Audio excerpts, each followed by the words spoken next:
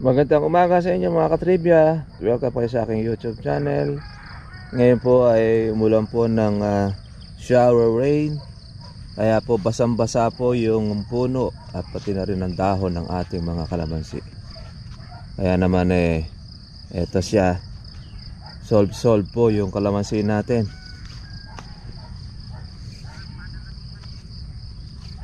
Nakayoko na po ang ating kalamansi mga katribya, dahil matapos po na umulan kanina madaling araw, eto na po siya ngayon. Meron na po siyang baong-baong tubig. Kaya naman ganyan po ang ating kalamansi mga katribya. Siya po ay mabilis pong sumaga po ng tubig ulan. Kaya wag na wag po tayong papasok sa kalamansian dahil maliligo kayo ng di oras. Kaya sa tag-ulan, ako ay talagang napakagaling mag-imbak ng tubig itong ating puno. Yan. Lumalaki na rin po mga katribya po yung ating pang January. Yan na rin po yung ating mga buko. Ay napakasipag magbunga ng ating kalamansi.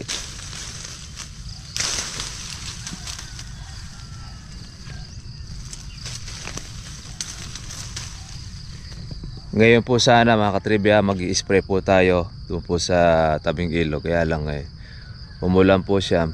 Patiktikin muna natin mga katribya po yung pagkabasa ng ating kalamansi dahil pati rin tayo maliligo po sa tubig. Kaya dito muna tayo sa ating isa pong farm. Ngayong umaga, ayan o, lumalaki na at lumalaylay na ang bunga. Anong lalaki po ng bunga ng talagang pitasin natin. Yung ating hinog ay kung hindi mo po siya pitasin, hindi po siya malalaglag sa bunga o sa sanga mga katribya. Yun naman pong ating mga bulaklak. Ayan, ang dami pong mga buko na ngayon. Natanggal na po yung kanyang petals.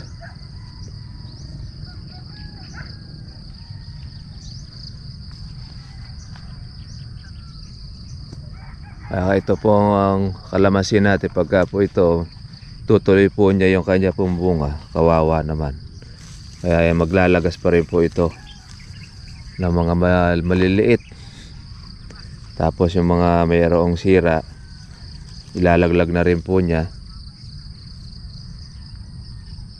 para lumaki po yung mga kasunod. Ito po yung tinatawag natin na dapulak o dapurak ang tawag ng iba dyan. Yung nagpapaitim po sa dahon. Ang katapat lang po natin dyan ay dishwashing. Ayan, nalinis po yung dahon ng ating kalamansi nung umulan. Kaya kung bakit po sa Tag-Araw mga katribya umiitim po ang dahon ng kalamansi dahil madalang po ang ulan, tapos marami po yung white flies. Ang white flies po mga katribya po ay dumapo sa inyo pong dahon pati na rin po sa bunga. Talagang mapapaitim po niya ang inyo pong kalamansi. Pagka umitim na po siya mga katribya, ayun, lalabas po siya ngayon po ng mga malalagkit. Yung malagkit po na yung mga katribya po ay yun na doon ang gagaling yun sa mga white flies nando sa ilalim ng dahon. Kaya pag dumaan ang mga yung alikabok, asahan po ninyo doon lahat ang kakapit. Kaya may sa pagkapipitas kayo ng kalamansi, maitim din po ang inyong kamay dahil po doon sa dapurak. Ngayon po kasi panahon po ng dapurak ngayon dahil naglalalamig. Kaya yun po yung lumalabas ngayon o o uso. Umulan po ngayon mga katribya, kaninang madaling araw, kaya lang hindi naman po siya ganong kalakas. Dahil shower rain lang naman, nakadilig naman po ng ating kalamansi. Okay lang naman po ito mga katribya sa atin dahil una-una napatubigan naman natin ito. Kaya karoon po siya ngayon ng bonus. Yung bonus ng ating pagkabasa.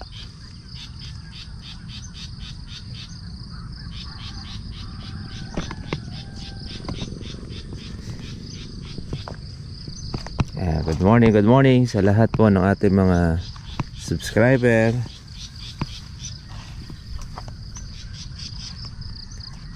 Tayo po ay masyal dito sa ating kalamansian. Ayan, may lintog na, makukuha na po ito pagka tayo nagpapitas. Yung po mga alanganin.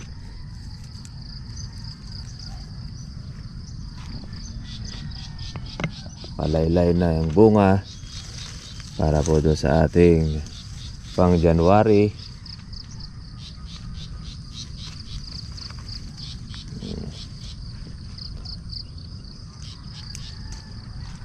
Kaya iba po talaga mga katribya po pagka yung continuous ang ating pong alaga, marami pong mga natitira, tapos marami pong mga nagiging bulaklak. Kagaya nito, maliit na puno, napakayabang magbunga. Kaya ganyan po ang kalamansi, napaka dami. Parang ito hindi nalalaki. Yan, baba lang nito. Pero yan, lalaki na po ng mga bunga natin. Pitasin na. Bukod na mga katribya po yung ating pitas. Pwede na natin itong ipatira sa ating mga mamimitas.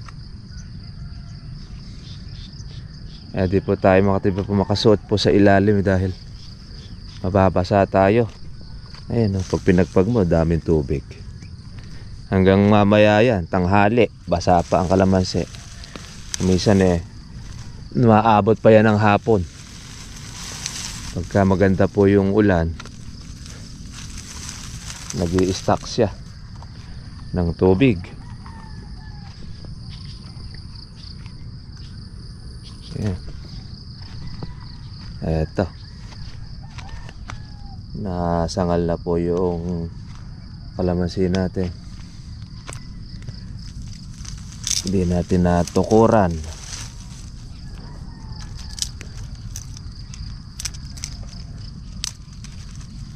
Tayo kasi nga mga katribya po ay di-spray po muna.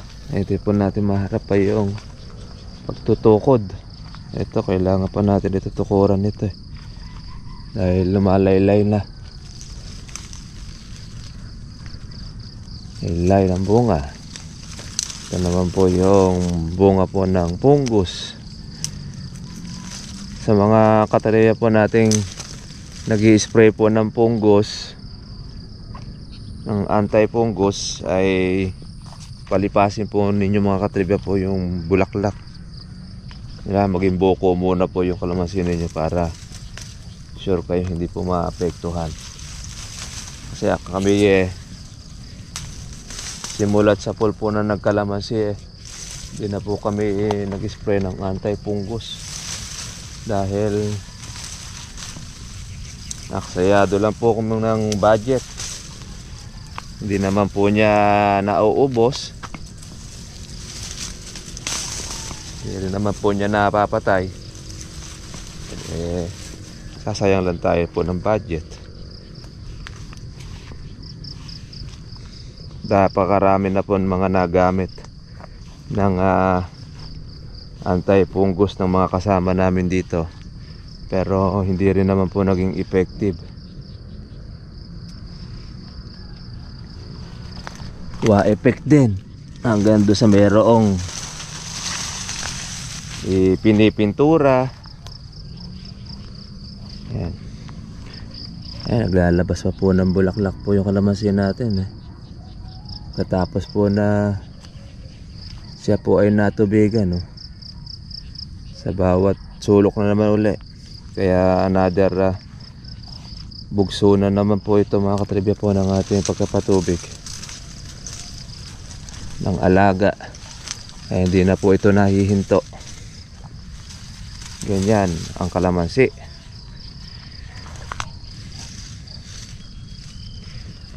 Yun po ng ating kapitbahay mga katribya, nagpabulaklak, synthetic ang kanyang gamit. Konti po yung labas na bulaklak niya, di na po ito in-spray. Kaya ngayon gusto nang subukan po niya yung organic na ating pong ginagamit. Magpapanibago uli siya ng pagpapabulaklak at saka niya po siya i-sprayin. Ayun nga lang, sa unang sultada talagang hindi na kumbita po yung kanyang pong pataba na ginamit dahil sira rin po yung bunga, sira rin po yung bulaklak. Kaya magpapanibago uli siyang alaga. Kasi naman ito mga katribya po yung ating organic, kapag gagamitin po natin dapat continuous din po yung inyong pong pag-aalaga. Di natin po pwede na iaasa lang natin doon sa ating pataba. Dapat paling sabay nun, nag-i-spray rin tayo. Dahil iba pong klase po yung ating mga insekto. Pagka talaga napatlangan ka dyan ng pag-i-spray at hindi naging maganda ang spray mo, malalaglag po ang bunga ng inyong kalamansi. Maliit pa lang siya, magiging kopildong na. Yan, kakaroon na po siya ng ganito na tinatawag na bukol-bukol. Dahil yan sa mga insekto na sumisira sa bunga. Kaya imagine niyo, kahit ang kalamansi ay namumuti doon sa bulaklak, kokonti halos ang iba pong mga nagtutuloy doon dahil sa mga insekto. Talagang yan ay sinisira nila. Pero kung na-maintain natin ang ating pag-i-spray, marami kang matitirang buo. Hindi naman majority yung sira na iyong makikita, kundi bagkus mas marami kang inaasahan kaysa doon sa nalalaglag. Yung pong mga sirang bunga, mas una pong lumalaki po yan. Una siyang nalalaglag. Ayan, iba po ang size niya. Kaya pagka ganyan po ang size ng inyo pong kalamansi, bunga, sira yan. Wala na po yung kanyang pagkabilog.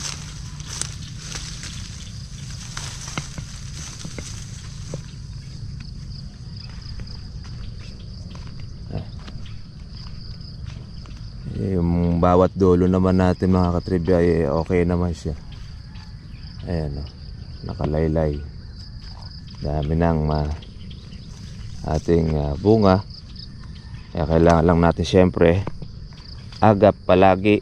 Isipin ninyo, nag-i-spray na po tayo, meron pang mga nasisira pang bunga. How much more kung hindi ka po mag-i-spray, lalong walang matitira. Kaya hindi po batayan mga katribya na namuti sa bulaklak ang inyo pong kalamansi, ayos na. Hanggat hindi po siya nakakalaki ng silaki po ng holen, wala po tayong kasiguraduhan na iyan po ay inyong mahaharvest. Kaya nga ang mas maganda, continuous ang inyo pong pagpapabulabog. Kasi ang kalamansi, ang mga insekto, di naman po sila natin napapatay naiaaboy lang naman natin siya. Pagka po siya inaaboy o paglipas ng gamot ninyo, babalik at babalik. Pagka bumalik, ayun na nga, mananalanta. Kaya lahat po ng mga hindi ninyo natamaan ng spray, ayan, yun na nga po yung mga masisira.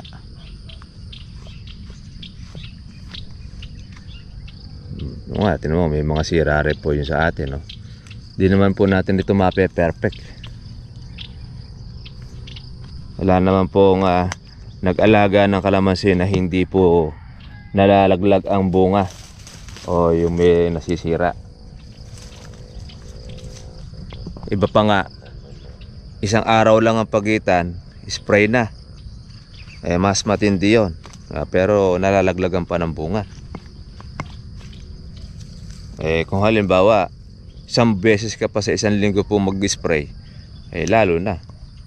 Wala ako nang matitira ng bunga. Mas maganda, huwag ka na mag-spray. Kung once a month ka lang mag-spray, wala lang din. Sinayang mo lang yung pera po ninyo, yung inyo pong pinambili ng gamot, dahil wa-effect din. Kumuha lang kayo ng pamerienda ng insekto. Karaniwan mga katribya, ganyan lang po ang nagiging suliranin po ng mga magkakalamansi, yung magpatuloy ng bunga. Kahit na marami silang sabay-sabay, nagmuti ang pagbubulaklak, ay magkakaalaman yan kapag sa pabungahan. Pagka yung pamungahan ay marami po mga nasira at mga nalaglag, ayun, doon nagmamahal ang presyo ng kalamansi. Gaya po nito, itong kalananay, katutubig lang nito. Pero tinan ninyo, ang lalaki po ng bunga. Yan ang organic, bunga ng organic. Talagang kulubot pa yung bunga niya, pero malalaki na. Akala mo sibuyas. Yan. Kahit bata, kahit matanda ang kalamansi, basta't pagka po siya ay nagamitan ng organic, sumisipa ang laki ng kalamansi natin. Gustong gusto ng buyer.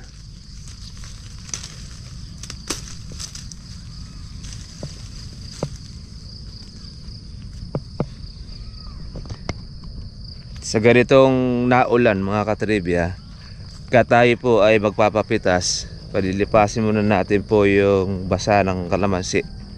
Lalo na pagka may sabog ng abono, mga alas 10, doon nag-uumpisa ang pagpitas po ng ating mga katribya. Kaya lang siyempre, dapat ay yung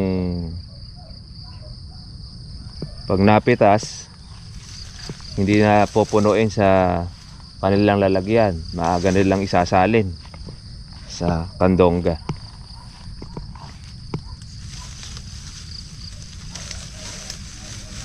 Ito yung makapit na baging.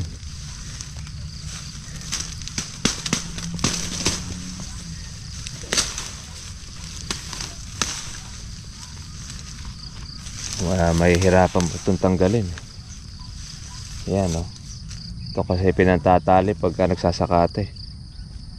Napakatibay ng baging na ito.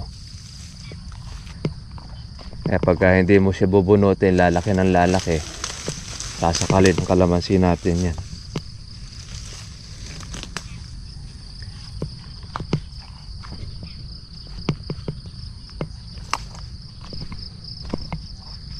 Yan, lumalaki na yung mga buko ng kalamansi natin. Lumalaki rin po iba pong mga may sira.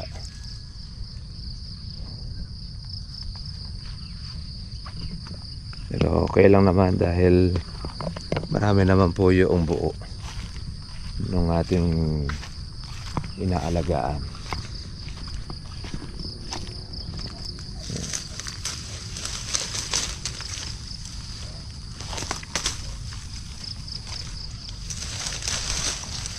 Pati yung damo nakuhan tumaba dahil sa organic. Tuwan-tuwa sila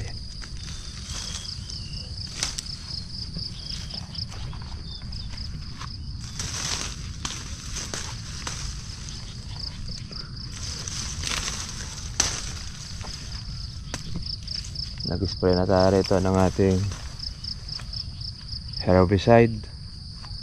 Pagka ulan na yan, tutubo uli yung mga damo. At least naman napapahinga naman po tayo sa ating paggawa. Kasi yan naman po yung ating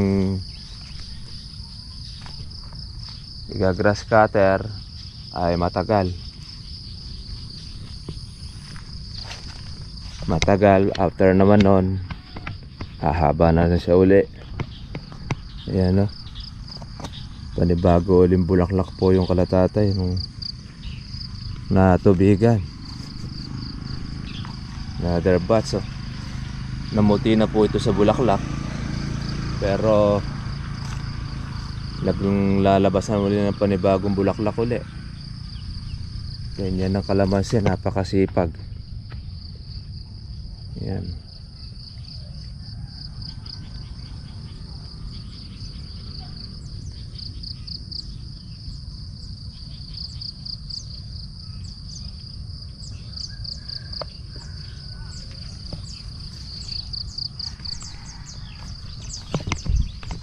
Okay, mga kataribya.